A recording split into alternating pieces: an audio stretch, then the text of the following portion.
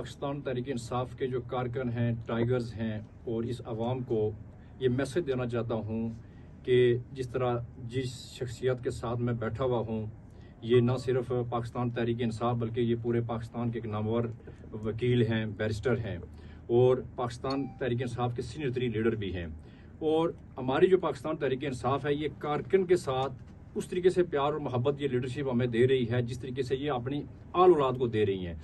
और आज जो हमारा आने वाला जो 8 सितंबर का जलसा है, उसके हवाले से मैं अपने दोस्तों को मैसेज दे रहा हूँ कि हमारी पूरी लीडरशिप मुतफिक है और मुतहिद भी है इसमें। और आप लोगों ने जिस तरीके से पीछे 22 अगस्त वाला हमारा जलसा मुलतवी हुआ है और उसमें आप लोग निकले हैं, आप लोगों ने उससे बढ़कर जोड़कर जोड़ निकलना है। इसलिए कि जब बंदा 2 साल मेहनत करता है, ये हमारी 2 साल की मेहनत है और ये हमारा टेस्ट है, तो अगर हम इसमें फेल हो गए तो हम आगे कैसे, जो फाइनल में जाके हम कैसे पास होंगे। तो लिहाजा मैं अपने नौजवानों को, अपने वर्करों को, ये मेरी खुदारा अपील है कि आप इस तरीके से निकलें कि दुनिया में ये एक रिकॉर्ड कायम हो गया और जाए 8 सितंबर वाले जलसे में, और हम आखिरी हद तक जाएंगे। और हमारा जो सांस, हमारी जो जिंदगी है, हमारी जो सांसें हैं, वो हम अपने मुर्शिद इमरान खान के नाम करते हैं।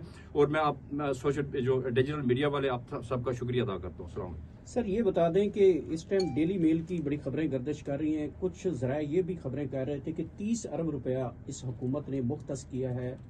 जो इस वक्त सेनेटर हैं मुस्लिम लीग नून के, उनकी जानिब वहाँ पे एक प्रोपेगेंडा किया जा रहा है। और